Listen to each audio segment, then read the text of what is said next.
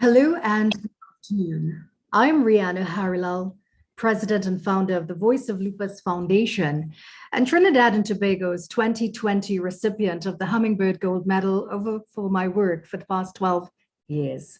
Welcome to the Voice of Lupus Foundation's Let's Talk Lupus webinar series. This educational initiative is 3 years old and seeks to empower lupus patients throughout Trinidad and Tobago by providing them with knowledge, education, and practical solutions to dealing with the brutal impact of living with lupus and to better understand the disease. Now, as you know, I am a lupus warrior myself, and I'm happy to facilitate this session free of charge for the benefit and edification of all lupus patients in Trinidad and Tobago, their family members, and caregivers to better understand what living with a chronic autoimmune disease is like. The Voice of Lupus Foundation is a registered NGO fiercely committed to improving the quality of lives for all people living with lupus since 2011. We accomplish this by investing in initiatives, hosting programs and events, and planning campaigns that promote advocacy, awareness, public education, and support for all patients. Today, during our webinar, we are discussing nutrition and its impact on your mental health. Depression and anxiety are the most common mental health conditions worldwide, making them a leading cause of disability. Even beyond diagnosed conditions, subclinical symptoms of depression and anxiety affect the well-being and functioning of a portion of the population. Therefore, new approaches to managing both clinically diagnosed and subclinical depression and anxiety are very much needed. Now, in recent years, according to Harvard, we are saying that the relationship between nutrition and mental health have gained considerable interest.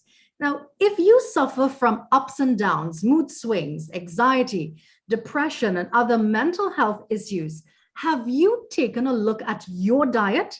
Making sure the food that you consume is full of nutrients and well balanced. This will aid not just your physical health, but of course your mental state as well. Now, a great deal of research has been carried out by scientists, nutritionists, specialists in mental health with reference to the complex link between the two. Now, think about it. Your brain is always on. It takes care of your thoughts, your movements, your breathing, your heartbeat, your senses. You get the drift. It works 24/7. And even while you're asleep, this means your brain requires a constant supply of fuel.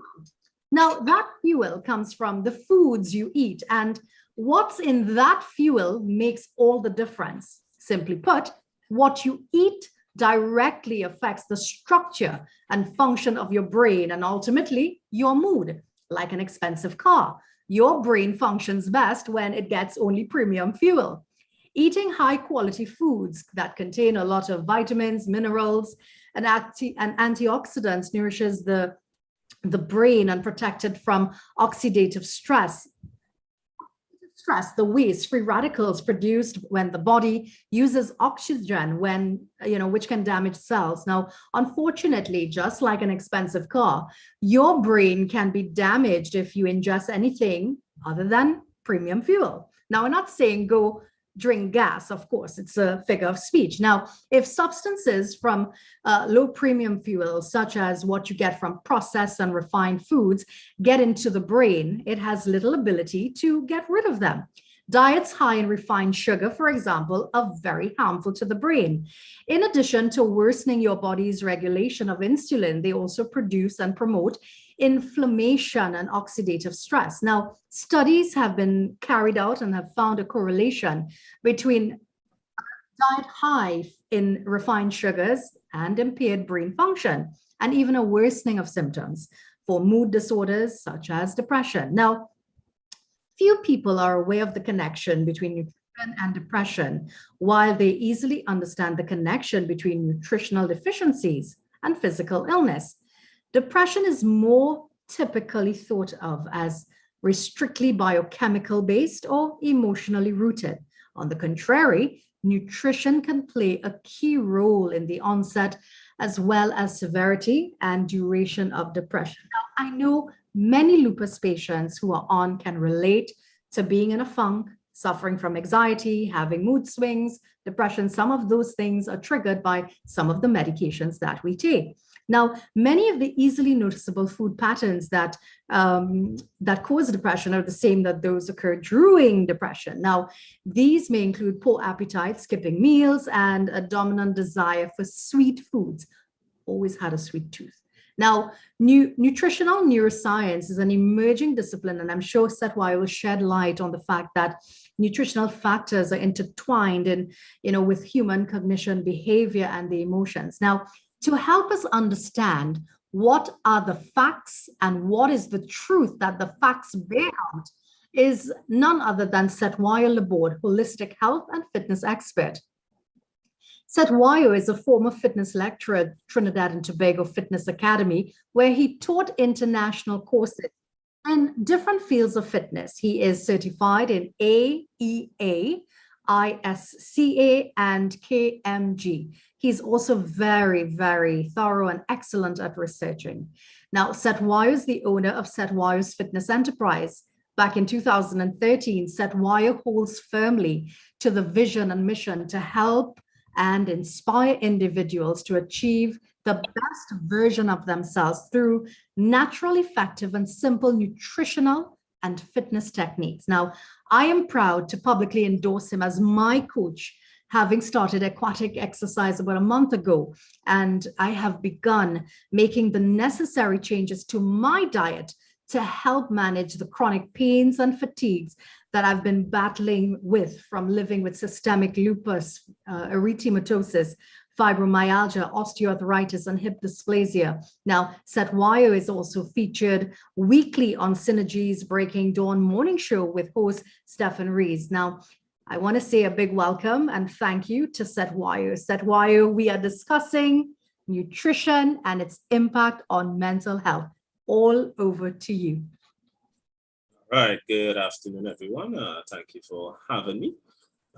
This is my second time here, so it's something that hopefully we will be continuing on a monthly basis as we look into different health issues, health topics, and how to deal and manage well. I try to stay away from the word manager, but I try to focus more on how to get rid of or reverse health issues. All right, so we want to reach a point where we are living healthy lives, and we need to first understand that being healthy is not managing an illness, but not having an illness to manage. All right, because many people, if you ask them if they are healthy, they will tell you yes, but they're on medication for this, that, and the other. So we want to reach to a point where we could understand and accept that if we are on medication, then we cannot list ourselves as being healthy. Healthy is being disease-free, all right, illness-free, and we want to understand that and accept that. So the first thing one would have to do when it comes to understanding illnesses and being healthy is to accept when they aren't healthy. If you are managing or fighting up with an illness, then you first have to accept that I am not healthy and therefore I need help or assistance in getting myself to being healthy. Right? It's just like if you go to one of those AA meetings, Alcoholic Anonymous, right? One of the first steps is you have to accept that one first is an alcoholic. You can't rid yourself of an issue, of a problem, if you don't first accept that you have a problem. All right, so we want to get that out there and understand that. Now, with regards to this evening's topic, we are going to look at the connection, the correlation, or even causation of mental health issues with regards to nutrition. Because really and truly, when you hear the issue of mental health, we tend to just look at it from issues that are triggered from just emotions or situations in life, right? And we might find those situations to be more psychological, and that there we believe to be the cause of mental health issues, right? When in reality, we don't look at nutrition as being a factor involved in it. So, of course, what I love to do is share information and I love to share information from sources that the general public society would deem to be credible. So let's take a look at the definition first of what mental health is. And we would do that by going to, of course, the CDC. So I'm going to share my screen with you all. I'm going to go ahead at the CDC and just read through briefly what the CDC has as its definition with regards to mental health. So it says here, what is mental health? Mental health includes our emotional, psychological, and social well-being. It affects how we think, feel, and act. It also helps determine how we handle stress, relate to others, and make healthy choices. Mental health is important at every stage of life, from childhood and adolescence through adulthood. Although the term is often used interchangeably, poor mental health and mental illness are not the same. A person can experience poor mental health and not be diagnosed with a mental illness. Likewise, a person diagnosed with a mental illness can experience periods of physical, mental, and social well-being. Why is mental health important for overall health? Mental health and physical health are equally important components of overall health. For example, depression increases the risks for many types of physical health problems, particularly long-lasting conditions like diabetes, heart disease, and stroke. Similarly, the presence of chronic conditions can increase the risk of mental illness. Can your mental health change over time? Yes, it's important to remember that a person's mental health can change over time depending on many factors. When the demands placed on a person exceed their resources and coping abilities, their mental health could be impacted. For example, if someone is working long hours, caring for a relative, or experiencing economic hardship, they may experience poor mental health. How common is mental illnesses? Mental illnesses are among the most common health conditions in the United States. More than 50% will be diagnosed with a mental illness or disorder at some point in their lifetime. 1 in 5 Americans will experience a mental illness in a given year. 1 in 5 children, either currently or at some point during their life, have had a serious debilitating mental illness. 1 in 25 Americans lives with a serious mental illness such as schizophrenia, bipolar disorder, or major depression. What causes mental illness? There is no single cause for mental illness. A number of factors can contribute to risk for mental illness, such as early adverse life experiences, such as trauma, or a history of abuse, for example, child abuse, sexual assault, witnessing violence, etc. Experiences related to other ongoing chronic medical conditions, such as cancer or diabetes, biological factors or chemical imbalances in the brain, use of alcohol or drugs, having feelings of loneliness or isolation. All right, so here mental health is, right? Why mental health is important for overall health, right? How mental health can change over time, and how common it is, as we see, is more than 50% of the US population. But what I like to pay attention to is the fact that, remember they said there's a difference between mental health and mental illness, and poor mental health, all right? So when they say here 50%, or more than 50% will be diagnosed with a mental illness or disorder at some point, it means a larger amount of people are suffering from poor mental health, and prolonged poor mental health can result in someone developing a mental illness, all right? And we see these statistics that even children suffer from debilitating mental illnesses, all right? Which also means children also in a larger volume would be suffering from poor mental health. And these things will affect even their ability to learn. All right. So that's just the quick overview with regards to what the CDC has when it comes to such. All right. What I'm going to jump to, because it's going to be a lot of reading, because and then I would talk a bit on the particular topics. And the reason why I deliberately put in a lot of reading is because over the years from my experience dealing with people in different teaching capacities, from lecturing and so forth, many people don't read or don't like reading, and they shy away from it. And it's a very efficient and effective way to gain information, to expand your knowledge. But when it comes to reading, a lot of people just don't like to read and would prefer someone just telling them what to do or what not to do.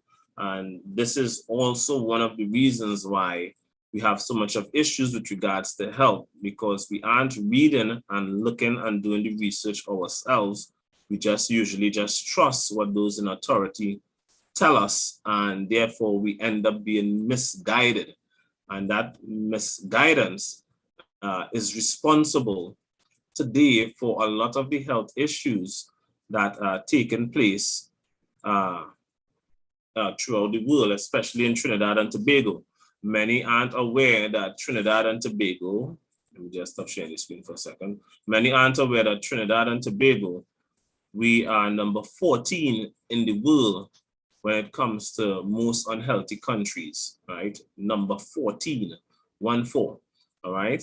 And that is definitely not good when it comes to conditions like obesity and all these other conditions. I was actually just last night, I was looking at some statistics in Trinidad, and we have not been improving in all the categories regarding health. We have not improved on anything. In fact, we are actually going in the opposite direction. We are getting worse in every single health aspect. And that to me is not good news. It means we are doing something wrong, and we are doing something terribly wrong.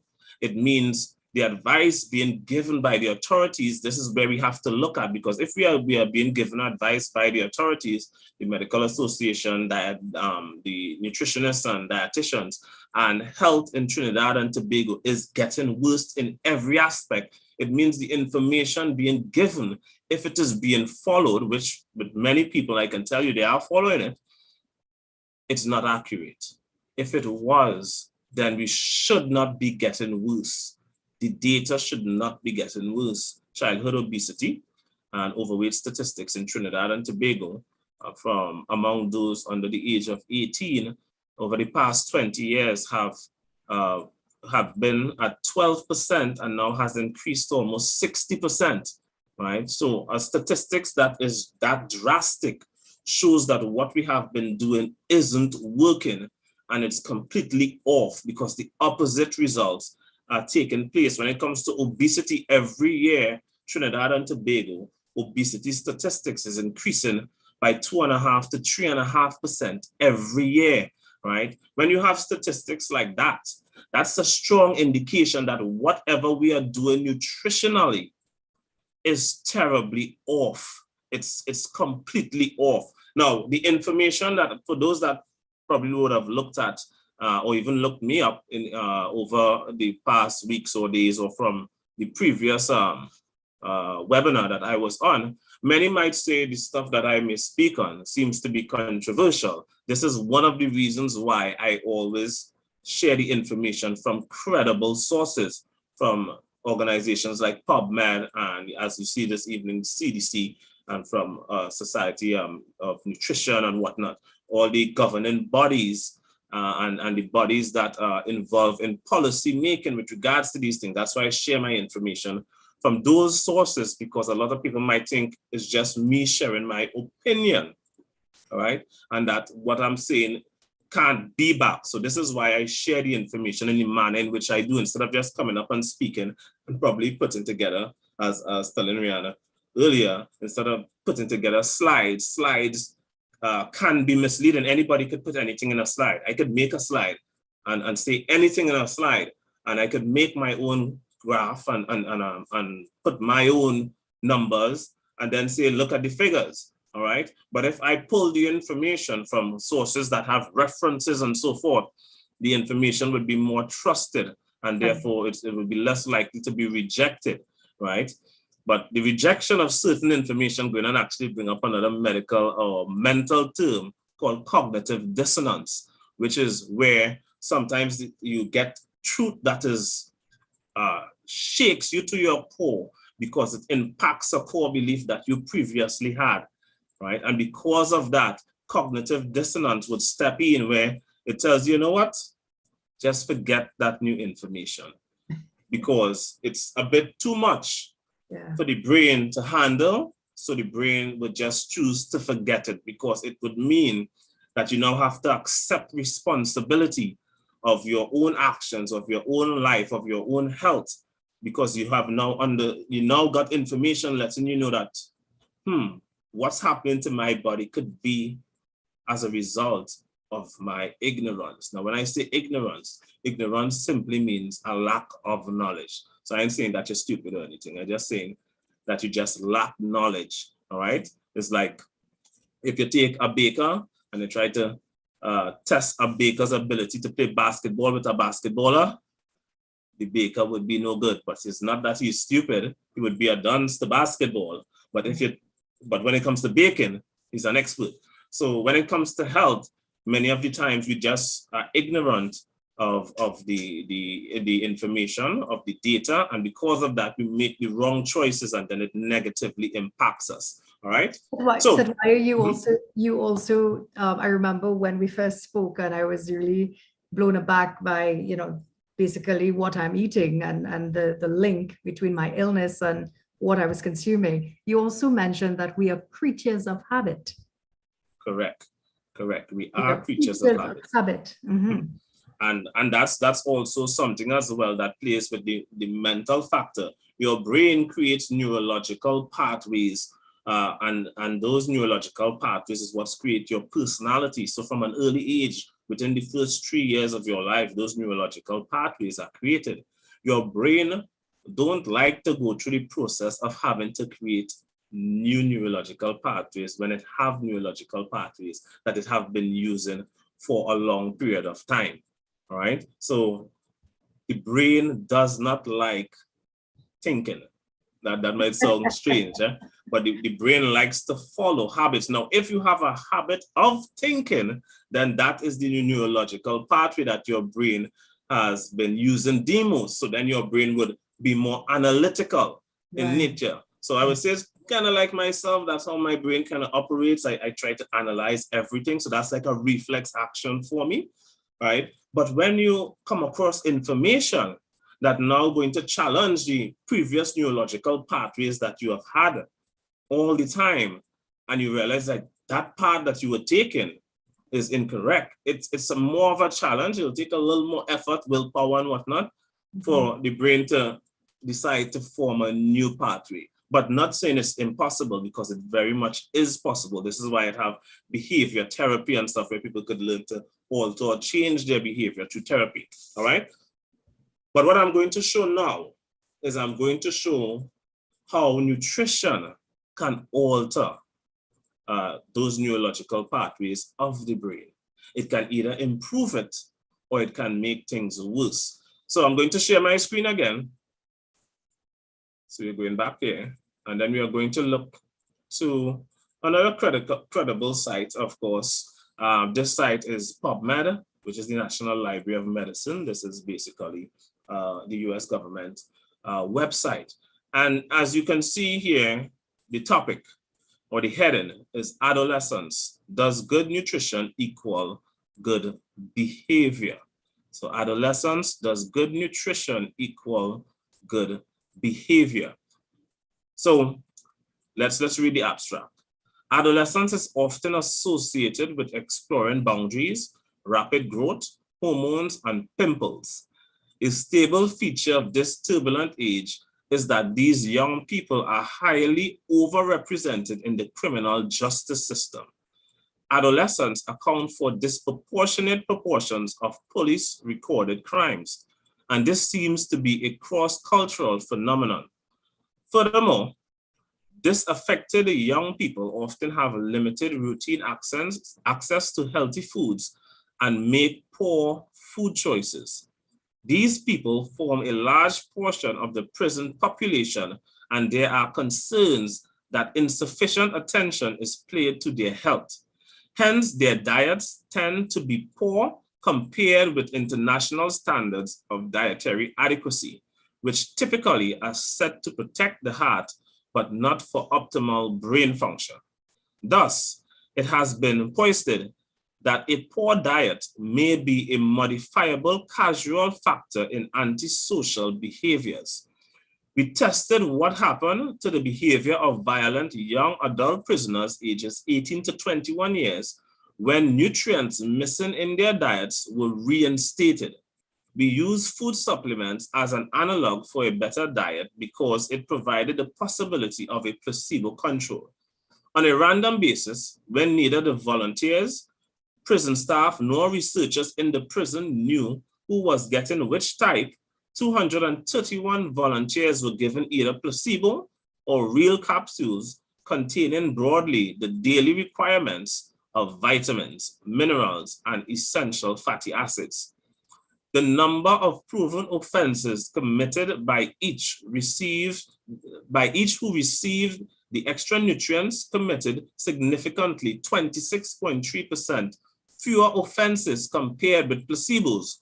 Those consuming regular supplements for at least 2 weeks committed 37% fewer highly statistically significant of the most serious offenses such as violence.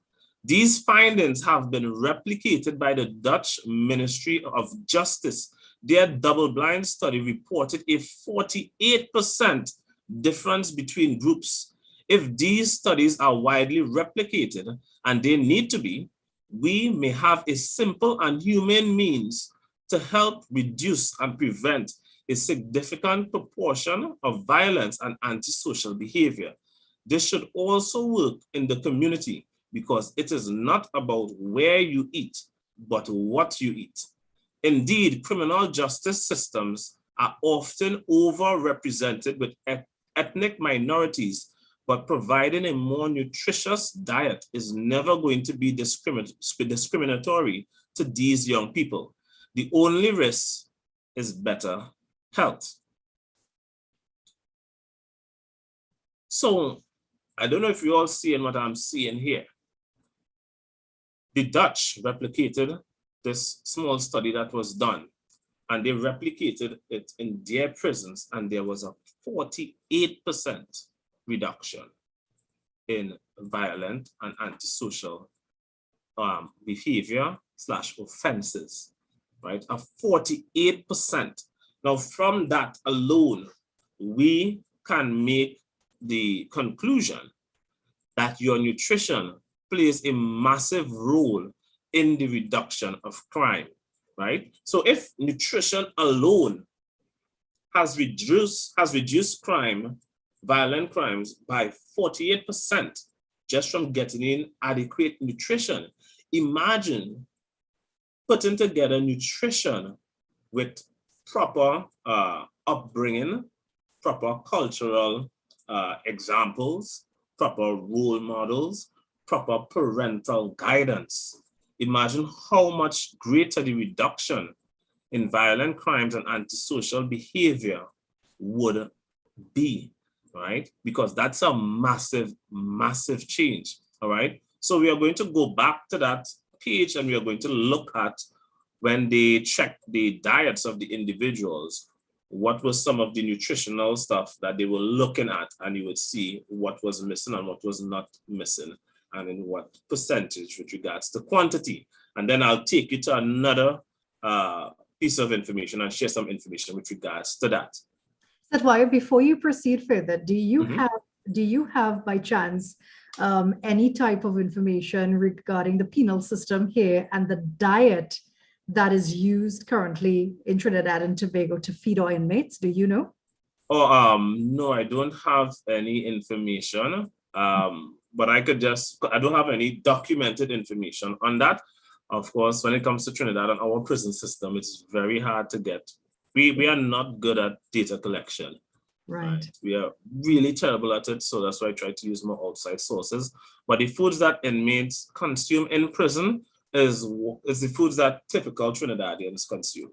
Right, your 3-course meals and so forth. Now, I haven't been in prison, okay, let me put it this way. I have been in prison, but not for offenses. I have been to prison to teach, right? So I used to teach in prison some years ago. So I have an idea of what they eat. I remember growing up, persons would say, when you go in jail, it's bread and water and butter, Bread. Oh, no. In fact, a lot of people growing up where I grew up, you'll find what we call the pipers. Yes. In the area. Every time they go to prison and they come out, they were chubby. They come out chubby. Right. But before they go to prison, they were hard and dry. Right. They were hard and dry. So that implies that implies that they were well fed, meaning what the quantity of food that they were consuming was much more than what they were getting on the outside, to the point that they nicknamed going to prison going to New York. Wow. So that's what they used to say. They went to New York, because to them that was like a vacation. Yes. Right? It was like a vacation. They getting food to eat, because on the outside they wouldn't get a meal often. Mm-hmm. Right? They wouldn't get a meal often, and of course, being on drugs, you don't even want a meal. You're just trying to hustle, to sell something, to get some money to go and buy whatever drug it is to feed the addiction. I think, before you proceed to show us some more of the official documents you're quoting from, I think this pun is so relevant. As lupus patients, all of us that are on, it's 26 of us here, are patients living with some form of chronic autoimmune condition, whether it be lupus and other overlapping conditions. Many patients live in their own prison, not behind bars, but their own prison as it relates to their bodies. I think many patients logged on today looking for answers, that if there are some way or the other, what they put in their mouths could translate to better days. And I really want to drive home the point that, we are what we eat, essentially, because I really want to interject and just share my little 2 cents, because I am walking the walk here. It's not just a matter of Setwayo coming on and, sharing of his time and all this knowledge and research and what have you. 1 month ago, when I started aqua aerobics and started working out, many of my patients know of the struggles that I've been faced with over the years. And it had gotten so bad that I was unable to walk properly and what have you. Gained a lot of weight and was just having so many different uphills and downhills and all the hills and valleys. 1 month ago, I changed my diet and I started a diet that sounds very weird, I would say, because when I first heard it, I was like, well, how I could eat that only, boy, what is this? What is this? This is very difficult. Now, basically, it's called the carnivore diet. So basically, I have committed myself to doing 4 things: either ghee or butter, eggs, beef, and pork belly. And when I say pork belly, I'm actually dribbling, because I never thought that I would enjoy that. Because you think of this and and I remember sharing it with a dear friend of mine, Mrs. Reese, and she's online. Mrs. Reese and I had a detailed conversation about this diet and how it has helped. I cannot begin to stress how my pain levels, now it's not just the exercise, I'm exercising, I'm doing the aquatic exercise, which is very beneficial, low impact, but it's the diet. And I always hear Setwayo saying, you cannot exercise for a crappy diet. It starts with what you put in your mouth. And your diet is not only what you put in your mouth. So tell me if I'm wrong, I'll shut up. Correct. Your diet is not only what you put in your mouth, but is what you are what you are looking at, what you are listening to, and of course, how you choose to embrace this wealth of knowledge. It's very, I would say it's unorthodox because many of us have cultural differences, religious backgrounds, beliefs, and what have you, and stuff like that. I am not restricted with regards to what I can and cannot eat. For religious purposes, that does not affect me. But I know that there are some of you looking on, you allow religion and your beliefs to get in the way. And I know Seth will touch about that. He will touch on that when it comes to, what is advised based on the research that he has done. And of course, Seth is not just Seth Wire. I fondly call him Seth, forgive me. Seth Wire is not someone who has just picked up a couple Google searches and, bumping his gum. He has dedicated over a decade of his life to research and, of course, training other clients, whether it's personal, whether it's in the gym, whether it's at Fun Splash Park in Debe or up at Five Islands, I really want to stress and urge lupus patients, please invest. I know that Celine is also on. I know she would share too when she's ready. She has started her journey in trying to regain her health because your health is your wealth. Many of us know this all too well. So I'm not going to take up any more of Seth Wire's time, but I think it was very important to drive home the point that we live in a prison when it comes to our health. And there are options. I just want to let you know that there is hope. There is an option. Thank you, Seth. All right. Thanks for the contribution there.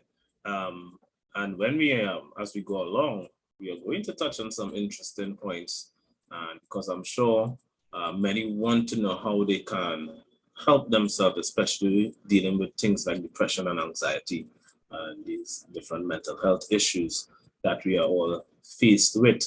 So I'm going to jump back to the article on PubMed with regards to the studies that was done with individuals in prison. Let me just pull it up here. So we're not going to read through all of this. I'm going to reach to this chart here, all right?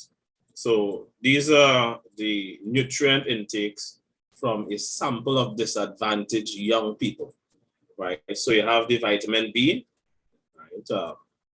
This is the percentage who consume adequate intake. So 94% consume adequate amounts of vitamin B12.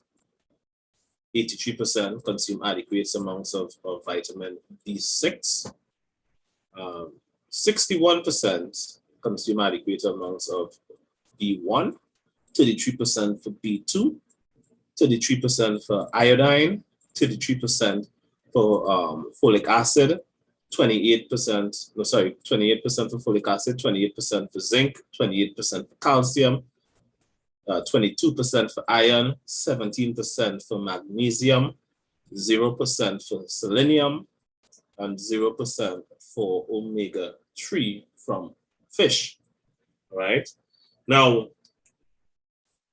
when we read this here now, we have to understand that this is how much they put into their body, but this does not indicate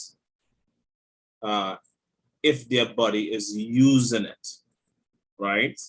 Now, what I mean by that is many times we look at someone's plate and we might weigh, we might test it, we might see this is the amount of nutrients that is in this plate of food, right? But we have to understand something called bioavailability.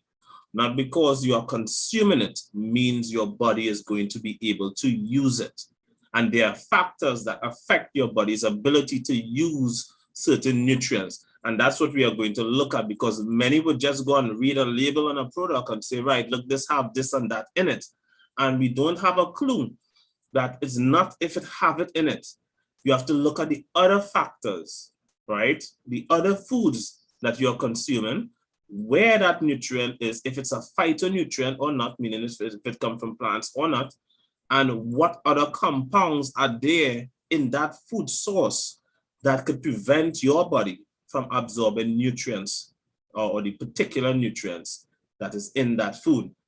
So I'm going to jump here to Psychology Today. And on Psychology Today, going up at the heading, and it says the vegan brain, plant-based diets, micronutrients, and mental health. So this whole article is going to look at certain things, and we are going to read through most of it, maybe not all of it, but I'm going to start off with the top here. It says, most people think of fruits and vegetables as teeming with the vitamins, minerals, and powerful antioxidants we need to live and thrive.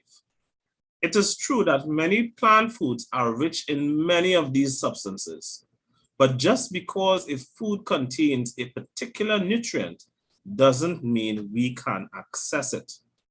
Unfortunately, plant nutrients often suffer from low bioavailability, which means that they are hard for us to extract, absorb, and utilize.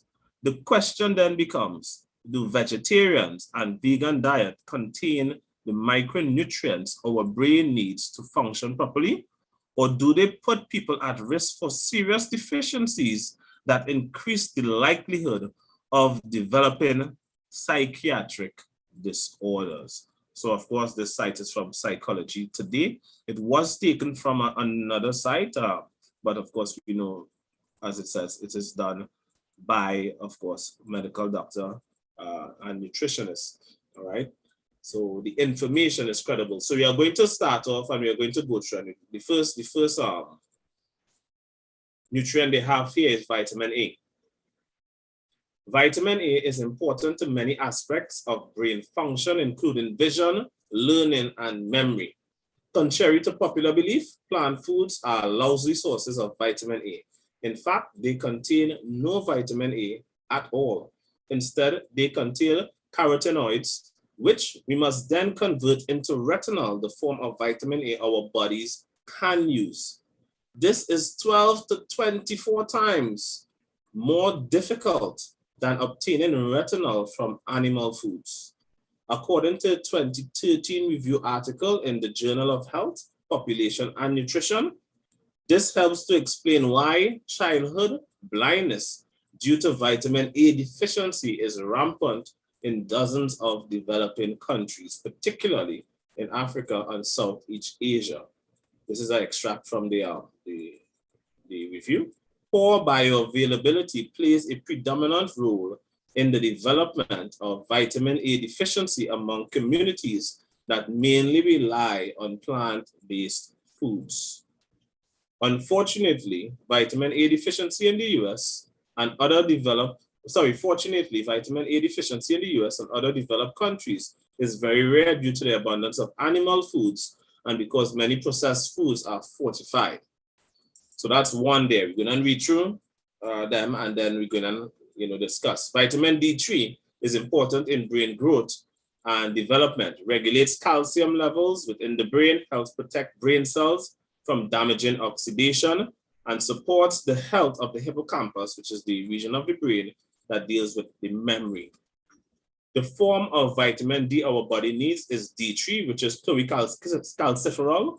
We can make vitamin D3 from sunshine or obtain it from animal foods. This is one of the main reasons I have aquatic exercise class in the morning, right? I put in, before I only used to have evening classes, but then when I realized that a lot of Trinidadians, though we are in the tropics, a lot of Trinidadians suffer with vitamin D3 deficiency because though we are in the tropics, we hide from the sun. We actually duck the sun, right? So many Trinidadians are suffering from vitamin D deficiencies, and we don't consume, as you will see here, enough animal-based foods to get D3 from as an adequate alternative source if you're not getting it in from the sun. So it goes on to say, the form of vitamin D found in plants is vitamin D2, ergocalciferol. Our bodies can convert some D2 to D3, but D2 is less potent, doesn't last as long in the bloodstream, and may be harder to store in our body fat for rainy days and dark winters. If we spend enough time in the sun, we don't need to obtain any vitamin D from our diet at all, yet many people, regardless of chosen diets, are deficient. Most studies have found that vegans have lower blood levels of vitamin D3 and are more likely to drop to deficient levels during winter months than omnivores. Then we have vitamin K2. When most people think of vitamin K, they think of vitamin K1, which is abundant in many plant foods, but vitamin K2 is just as important and often overlooked. Vitamin K2 is confusing because it comes in many forms, but the essential form we need is called MK4. In the brain, MK4 is required to build critical cell membrane components called phenogolipids, as well as to support the overall health and function of brain cells. The MK4 form of K2 only exists in animal foods. The body can convert a little bit of K1 into MK4, but not nearly enough to fully meet our needs. Therefore, savvy vegans turn to natto, which is a fermented soy, which contains a bacterial form of K2 that our bodies can turn into MK4 a little more easily. And then it goes on to say to learn more about how to get K2 from supplement source and so forth. You then have vitamin B12, cobalamin. Without this essential vitamin, the body cannot synthesize DNA, RNA, red blood cells, or myelin, the substance that wraps around and insulates our brain circuitry. So this is responsible for keeping your neurological system healthy. Not surprisingly, B12 deficiency causes a whole host of serious psychiatric problems, including depression, psychosis, memory problems, mania, and changes in behavior or personality. So keep in mind that vitamin B12 plays a seriously important role with regards to not just physical health, but mental health. In fact, vegan diets contains virtually no vitamin B12, and severe prolonged B12 deficiency is fatal. So vitamin B12 is that important to health that if you go without it for too long, you'd literally die. Most vegans and vegetarians are aware of this danger and either take supplements or consume fortified yeast. Unfortified yeast doesn't naturally contain any vitamin B12. Unfortunately, deficiency is still far more common than it should be, with some studies finding that as many as 86% of adults, regardless of chosen diets, are deficient. Researchers report wide ranges and values, but overall, vegetarians tend to have lower B12 levels than omnivores, and vegans on average tend to have the lowest B12 levels. Other B vitamins, vitamin B1, thiamine, vitamin B2, riboflavin, B3, which is niacin, B5, which is pantothenic acid, and B6, which is pyridoxine, B7, biotin, and B9, which is folate, all work together to extract energy from food, build vitamin molecules, and regulate the metabolism and neurotransmitters. Of course, as we deal with mental health, neurotransmitters will play important roles such as serotonin. What most people don't know is that 95% of serotonin is not produced in the brain, it's actually produced in your gut, right? The brain is a high energy organ, so even temporary mild deficiencies of a single B vitamin can significantly disrupt normal brain function. All of the B vitamins except B12 can be found in plants, yet some studies find that vegans are more likely to be deficient in vitamin B3, niacin, B6, pyridoxine, and B2, which is riboflavin. Riboflavin seems to be the one that vegans need to pay the most attention to, as studies have more consistently shown higher risk of deficiency of this B vitamin in vegans compared to vegetarians and omnivores. Riboflavin deficiency is endemic in populations who exist on diets lacking dairy products and meat. This is from the study back in, this was in 2003. All three of these vitamins can be found in plant food, but often in smaller amounts than animal foods. So it can be challenging to obtain adequate amounts from a vegan diet unless great care is taken to include just the right mixture of foods. Iodine. Lack of iodine, particularly in early life, stunts body and brain growth. Iodine is a required building block in thyroid hormone, which is critical in brain development and maintenance. Iodine deficiency affects 2 billion people and is the most common preventable cause of intellectual disabilities in the world. So a lack of iodine plays a big role with regards to the prevalence of mental health issues, all right? Most plant foods are quite low in iodine compared to many animal foods, although vegans are generally more likely to have iodine deficiency compared to vegetarians and omnivores. Iodine deficiency in the United States is uncommon due to the widespread use of iodized salt, right? Iron. When people think of iron deficiency, they think of anemia, lower numbers of red blood cells in the circulation. But the truth is that the brain needs iron just as much as red blood cells do. Iron is required for neurotransmitter production, which is serotonin, dopamine, norepinephrine, generation of brain energy, hippocampus function, which is the memory, and cell signaling and infant brain development. So iron is no joke. Many plant foods are lower in iron than animal foods, and to make matters worse, plant contains a form of iron that is far more difficult to absorb than heme iron, the form found in animal foods. Most vegans and vegetarians have about the same amount of iron in their blood as omnivores do, but their total body iron stores, how much they have in reserve, do tend to be lower. Then we have zinc. The brain requires zinc for serotonin synthesis, vitamin B6 activation, and cell signaling. Plant foods are far lower in zinc than animal food. Zinc deficiency is much more common among vegans than iron deficiency, and yet gets far less attention. A 2017 Swiss study found that 47% of vegans had inadequate zinc levels compared to only 10% of omnivores. Some clinical trials show that combining zinc supplement with antidepressants improves outcomes, and there's even been one randomized control trial demonstrating that zinc supplements alone can reduce severity of depression symptoms. Essential omega-3 fatty acids, DHA and EPA. DHA and EPA are the forms of essential omega-3 fatty acids required for brain and immune system function. The brain is extremely rich in DHA, which is required to make myelin, the material that wraps around nerve cells, insulating brain circuits, and to keep cell membranes fluid and flexible enough to pass neurotransmitters back and forth.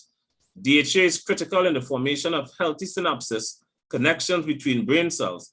Therefore, infant brains require lots of DHA to develop properly. In short, DHA plays a unique and indispensable role in the cohesive, organized neural signaling essential for higher intelligence. And that's from the study.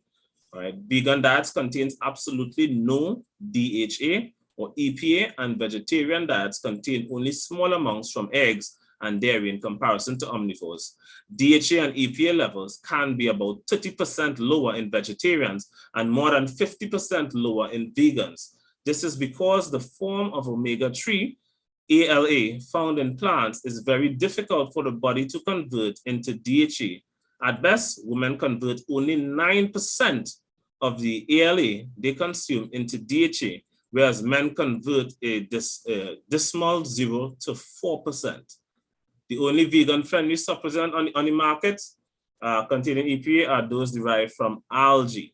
Of course, for those that know me, would understand that I am one that don't promote or push the use of supplementation. If you're supplementing, it's an indication that your diet is deficient, and the diet needs to change instead of trying to supplement a bad diet.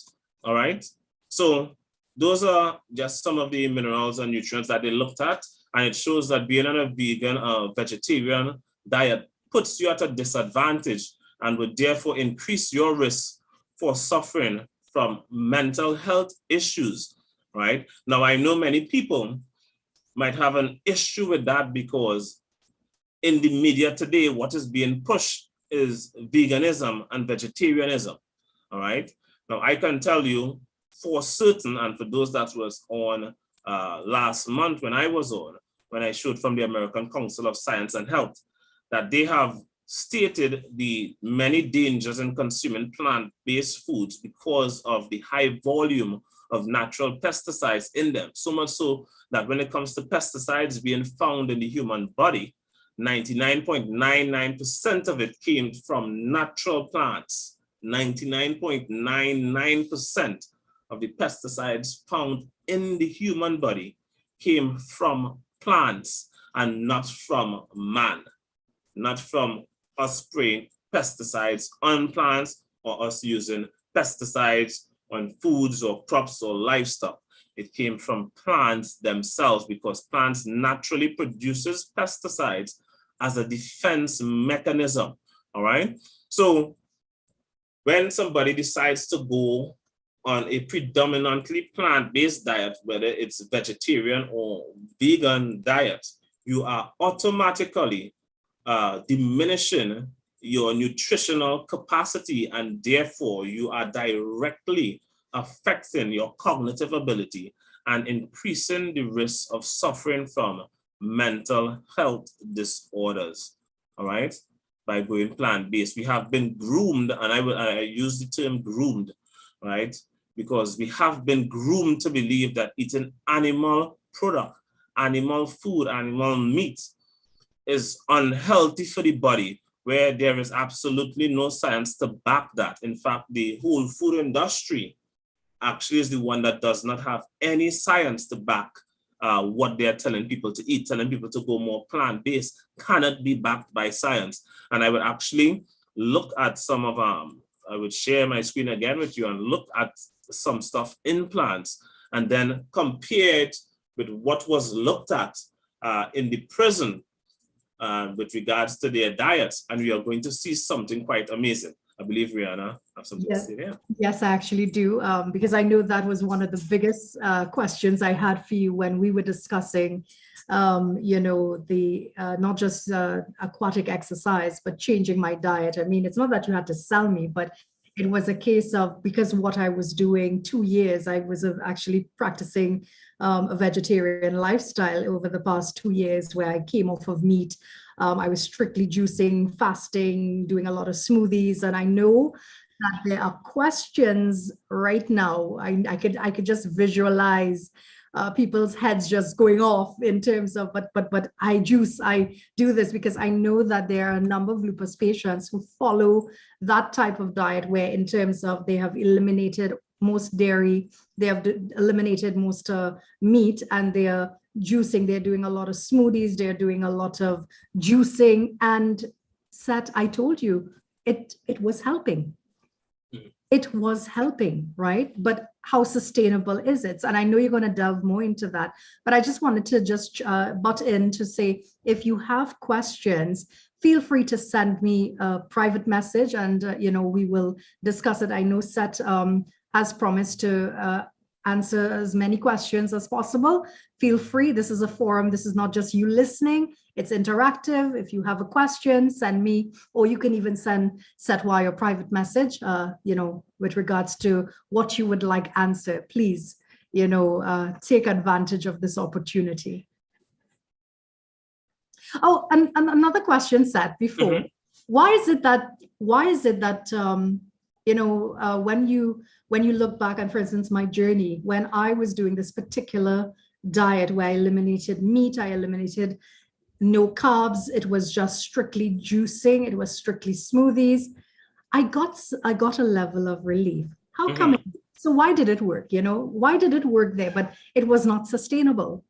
It wasn't sustainable. So many people would experience improvement in health when they go on a plant-based diet, but you have to look at what type of diet they were on before. So many people, the diet they were on before was predominantly plant-based, but also heavily processed foods. So heavily processed plant-based foods or heavily processed diets, including a lot of foods with, you're eating fried foods, which is seed oils and stuff, which seed oils I class as the worst thing or the most dangerous thing you could consume. I mean, I could even show information and data on that afterwards, so you all can see that yourselves, all right? So when you eliminate those things, the soft drinks and whatnot, so you take out soft drinks, you take out a lot of highly fried or the fried foods and the heavily processed foods, that diet is the worst that you could have been on. And then you move to a plant-based diet of just juice and raw stuff, all right? So you move from a plant-based, heavily processed, high seed oils diet into just a plant-based diet. That is a better diet than the previous one.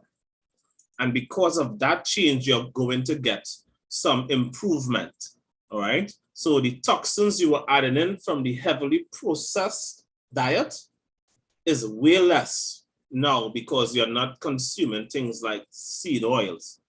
And as you change to just the plant-based and the juicing, you're going to get some improvement because the amount of toxins being introduced to the body, though there are toxins still being introduced, is less.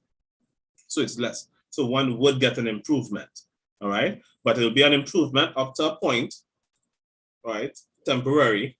And then your deficiencies are going to kick in, right? Deficiencies are going to kick in because a plant-based diet is going to leave you highly deficient, right? A plant-based diet would leave you highly deficient.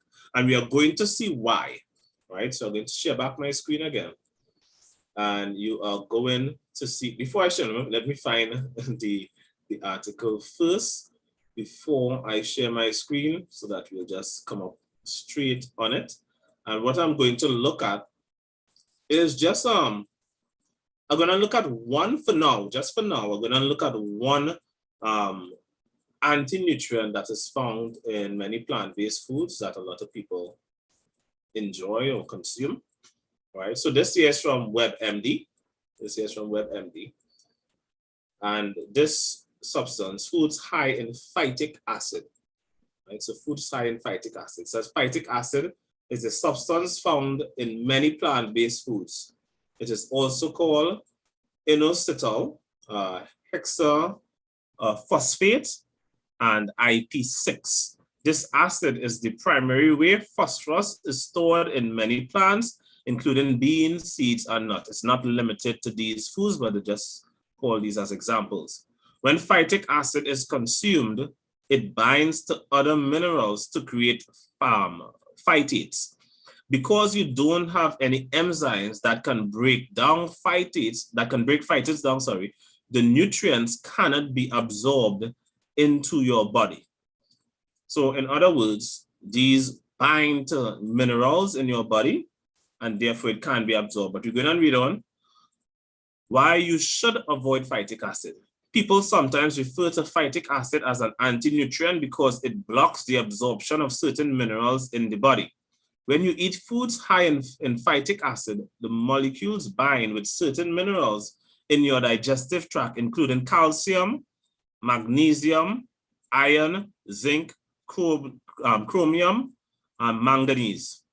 Once this occurs, your body no longer has access to these nutrients. Generally, the more phytic acid you eat, the more minerals are blocked from your body. All right, so I could probably read the last paragraph.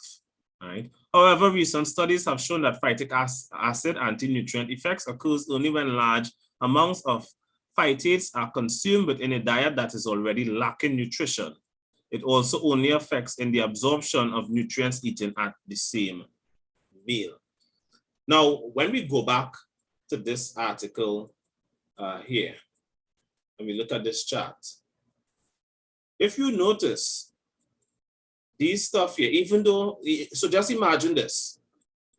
These individuals' diet is already deficient of these things. Only 28% of them getting the right amount of zinc, magnesium, iron, and whatnot, all right? Now, this is just how much is in their plate that they are going to consume. this is not factoring if they are consuming phytic acid. If they are consuming phytic acid, then they aren't getting any of this. Even the small amounts that they are having in their meal, if they are consuming a plant-based food with their meal that has phytic acid in it, then they are blocking their body's ability to absorb and utilize these nutrients, right? Now, that is something to think about. Now, seed oils is very high in phytic acid. So I'll close the screen, stop sharing the screen for a second. Seed oil. So many of us, we use seed oils, vegetable oils on a daily. I don't. And I say many of us, many of you, I don't use them at all right? And our consumption of those, because many of us think that we aren't consuming phytic acid. Many of us use products that have seed oils in them that has phytic acid, things like mayonnaise and ketchup and many of these processed foods that can be found in the average person's refrigerator or kitchen cupboard.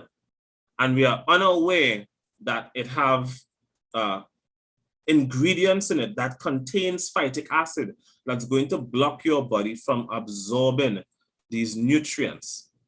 So we might be there sitting and saying, well, I don't consume much nuts and seeds, so I may not be getting, but you consume seed oils, which has phytic acid in higher levels than nuts and seeds because you have extracted it and extracted it in such quantity that it is enough to form an oil, right? So in fact, what I'm going to do here now, I'm going to share my screen again and show some more information with regards to oils, but I'll just jump through it quickly, not going to read through the whole article. We're just going to look at the chart. So you would see the volume, and this is what is going to explain. This is what is going to explain why it is when somebody switched from a processed food diet to a vegetarian and vegan diet, they get improvement. But that improvement that they get is going to just be short term, and then deficiencies would kick in afterwards. So that this is what's going to explain it. So let me share back my screen here. All right. This is from Zero Acre. This is a blog site, and this person have done their research and gathered information showing the average American consumes 5 to 10 tablespoons of vegetable oil per day. 5 to 10 tablespoons of vegetable oil per day. But I want to show you in the chart here, just to get 5 tablespoons of that oil, how much of the vegetables you would have to consume to get that quantity of 5 tablespoons. Look at it here. To get it from corn, you would have to consume 98 ears of corn in one day just to get in 5 tablespoons. So just that alone, the volume shows that once you cut out processed foods, the volume of toxins you're getting in is going to decrease because you can't possibly get in that amount naturally. All right. So you'll have to consume 98 ears of corn, and this is just to get in 5 tablespoons. Remember, the average American consumes 5 to 10 tablespoons. We could just imagine how much Trinis consume because we have a high seed oil diet. A lot of things, we love our doubles, we love our fried foods, our fried chicken, our French fries. All right. If you have to get it in from sunflower oil, you would have to consume in one day just to get 5 tablespoons, 2,800 sunflower seeds. Who can do that? All right. Just to get in 5 tablespoons from grapeseed oil, you'll have to consume 625 grapes. If you have to get it in from 5 tablespoons from rice bran oil, you'd have to consume in one day 40 cups of brown rice. Now, all these plant-based foods here, you would have to double them by 2 if you are getting in 10 tablespoons of these oils. These oils is the reason why when somebody make that switch and they assume that the vegetarian and vegan diet is healthy, no, it's because they have cut out those oils. So the volume of the toxins that you are getting in is much lower. all right, the volume is much lower. So these things come in with a lot of things like phytic acid, and that's just one of the plant-based compound. There are many others that are found in plants, right? And especially the seeds. And what I want to share with you and speak to you all about too is if you look at the animal kingdom, right? If you look at the animal kingdom, an animal is most aggressive protecting their young. That's where they are most aggressive because their young is their future. So they do what they can. They would literally fight to the death to try to protect their young. They would attack even somebody that might be their friend because they're trying to protect their young, because protection of your young is protecting the survival of your species, all right? But what is the young of a plant? The young of a plant is the seed, is the fruits of the plant. That is what causes the plant to be able to grow or pass on its genes to the next generation. So what plants do is, especially with regards to the seeds, they put the most amount of plant-based toxins in them in order to protect them, so that when, if swallowed or consumed, it would release those toxins in order to stop the digestion of it. And this is why when you swallow a seed, the seed comes back out the same way you swallow it. No digestion took place. So it shut down your digestive system, and you're actually none the wiser that this is shutting down your digestive system. It's preventing your body from being able to absorb nutrients, right? In order for the seed to pass through unscathed, right? And these are things we sometimes growing up and say, no, you can swallow the watermelon seed or whatever, it come back out the same way. Not understanding what's happening to the body. We are actually shutting down our own digestive system, right? And we are just unaware of such, right? But we never put two and two together, right? We never put two and two together, right? Seth, I just wanted to step in again, and can we just be clear in terms of layman terms, speaking laymanly here? When we talk about seeds, we are talking about fruits. We're talking about fruits, right?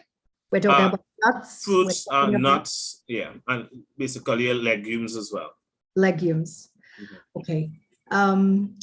There is a question. Someone wants to know. So I've been a lupus patient for the past 12 years. I have followed, hang on a second.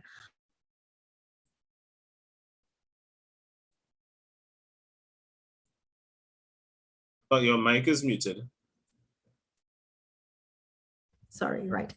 So the person says that they have been a lupus patient for the past 15 years, and they have extensively followed a very strict diet of eating just, the person is saying salads and lean meat. They stay away from red meat because their doctor told them to stay away from garlic, stay away from all red meats. And of course, they said they don't consume any sugar or anything like that. But salads, tuna, different types of fish, I'm seeing chicken, no eggs, no milk, no cheese. The question is, I have seen results in terms of being not lupus free, but symptom free for over 5 years. What can I do to ensure, or is there a test that I can do to ensure that I am not deficient in minerals, vitamins, because I've been so plant-based predominantly? That's what the question is. What can I do? Are there tests to do that I can, that will determine if I'm deficient? And of course, in going forward, what do I eat? Okay, there are many tests that can be done. You just have to go to either the hospital you can go, or privately, but you would have to request certain tests, because usually the tests that they do are just general, to look for general things. Usually B12 tests are something you have to request, right? And ask that if those things that they offer as well. So it's not some of the tests you have to specifically ask for, And right? Seth, So you can. what would be some of those specific tests? I know doctors, like when I was in hospital for 3 months last year into this year, I actually did I did 8 cycles of chemo, and I was on heavy antibiotics and heavy steroids. My vitamin D3 levels were very, very low, and they had me on supplements. Now I know vitamin D is something that they check. B12 you talked about. What other blood tests can? Right. So what I was going to come and say is, one, I don't like putting money into the hands of medical associations, because Yeah. you're doing tests and it's not going to fix your issue. You're just doing tests. There are other ways to know if you have deficiencies by Okay. looking at issues that the body is having. Now, what I'm going to say here is, though I went through and showed different vitamins and different minerals and stuff that the body is deficient of on a plant-based diet, on an animal-based diet, you get in all of them. So you don't even have to check for deficiencies, right? So, and that's something important. Animal-based foods have every single vitamin and mineral that the human body requires, right? So it's not, you don't have to worry about, oh, am I going to be deficient in this or deficient in that? You don't have to worry about trying to supplement. You don't have to worry about those things, right? There is no supplementation that is needed when you are on the right diet, all right? For example, I could take myself, I don't even get sick, right? And that's because I am consuming a diet that is preventing me from having any deficiencies in order to get sick, all right? So we might be thinking, we should, do tests and do tests. And I know many people have spent a lot of money with medical associations doing tests upon tests. And every time they're not getting a solution to their issues. Just let's do more tests, right? You already know that you have an issue. And therefore, what you need to do is make the right changes to the diet instead of keep testing to try to figure out the body, you have one body, right? And one of the mistakes we do is we keep compartmentalizing the body. You have one body, which means to heal the one body you have to deal with your one body as one thing, right? Trying to just focus on one area and trying to look for one mineral through a supplement to try to target that one area is not how it works. Many people don't even know, like something like somebody might say, if you go to the gym, they'll say, hey, get to focus on getting in arginine or L-arginine or one of these amino acids. And you might want to go and purchase that, not understanding that the essential amino acids, if you consume foods that do not have all 9 essential amino acids, your body oxidizes the others. It means to say your body would refuse to utilize amino acid if all of them isn't there, right? And yes, there are studies to show that is actually in the latest guidelines from the American Society for Nutrition, right? That's the latest guidelines with regards to dealing with adults when they did all their studies. If you are consuming a protein source and it does not have all 9 essential amino acids, your body is going to oxidize the rest, because it's saying it's like a clock. If you take out one gear out of a clock, even though it have all the other gears, that one is missing, the clock wouldn't work, all right? So it's the same the body operates, all right? So someone asked a question, they asked, does flaxseed and chia seed part of those unhealthy seeds? All seeds, Yeah. right? All seeds. Flaxseed is actually one of the worst seed oils. It actually has one of the lowest smoke point, so it becomes a reactive oxygen species faster than all the others, right? So it has it could only tolerate a heat temperature of 107 degrees Fahrenheit. So you go above 107, which is right above boiling water, right? You go right, so flaxseed could barely even handle boiling water, right?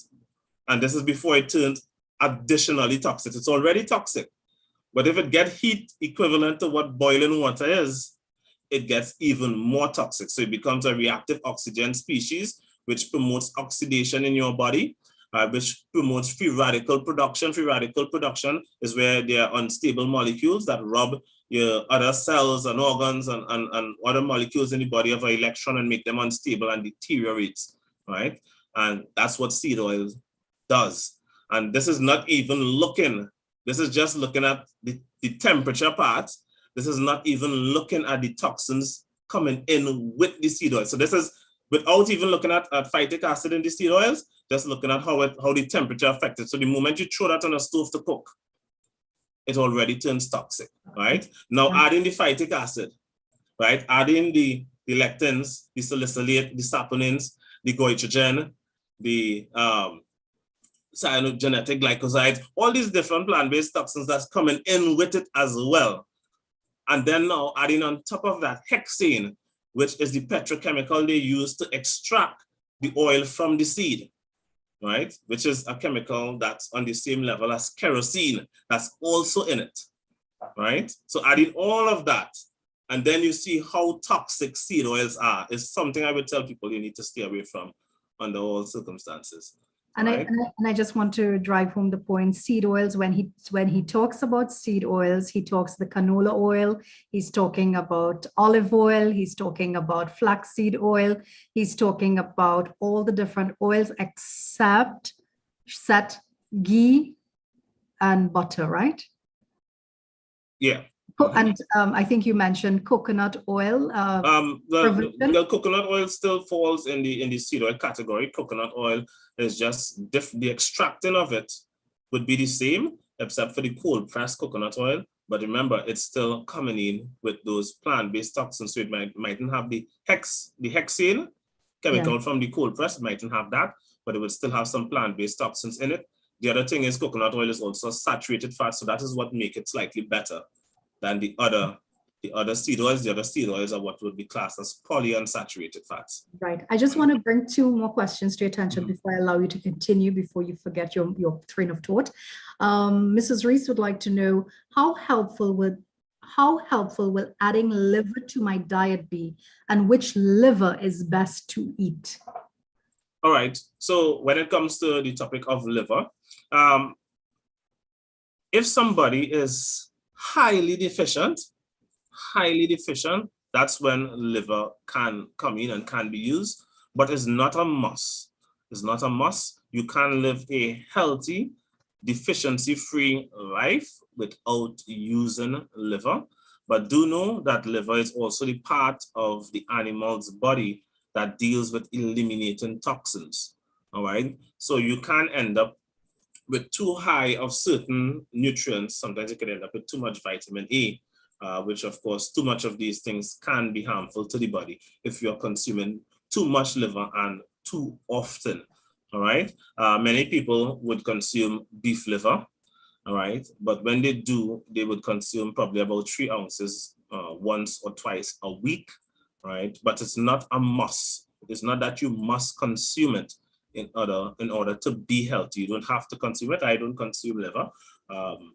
If I do consume liver, it will be once in a blue moon, all right? But it's not something that is necessarily needed in the diet, all right? Even if you think of an animal, for example, one cow, a large cow, if you kill a large cow, it could probably feed you for an entire year, right?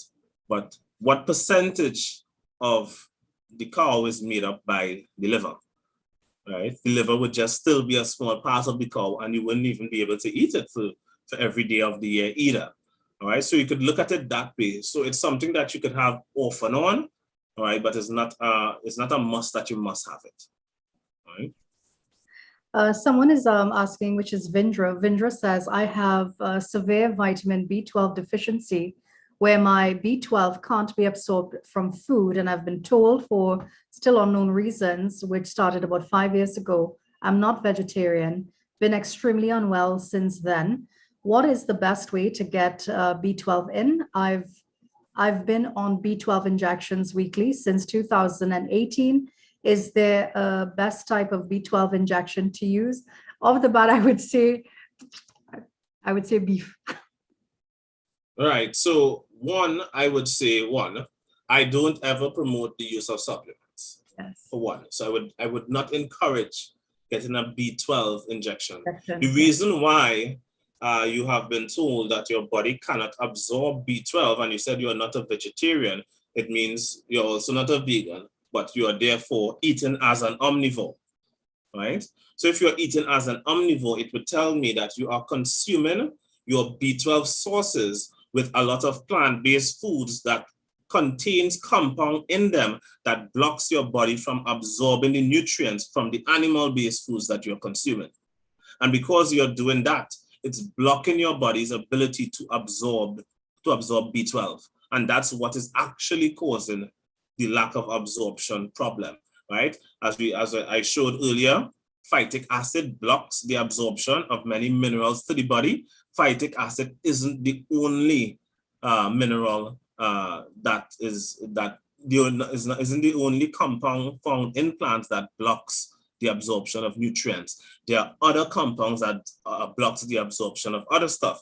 In fact, I think I should just go into that a little bit so that we could see some of the other plant-based compounds and what are or how they function when they are consumed.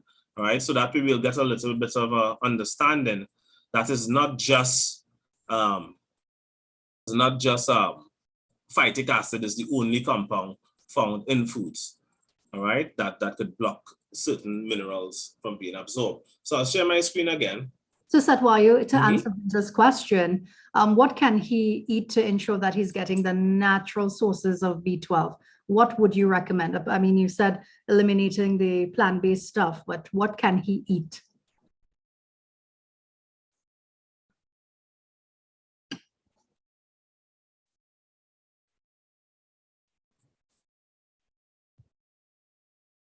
Rihanna, you froze just now when you were speaking.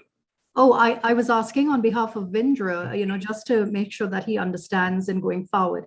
What can he eat in terms of, eliminating some of the plant stuff, but I guess most of it or every plant thing. But what can he eat? What meat? Because I know you have your— Right, so the best sources of B12 comes from animal foods, and especially in the ranks of red meat. Right. In the ranks of red meat. All right. You also have B12 in eggs. You have B12 in seafoods as well. All right. You have, and you even from seafoods, you even have high amounts of iodine also as well. Yes, you get that in red meat and stuff as well, but seafoods, it's a bit higher. All right. So those are sources you can look at and start consuming by themselves in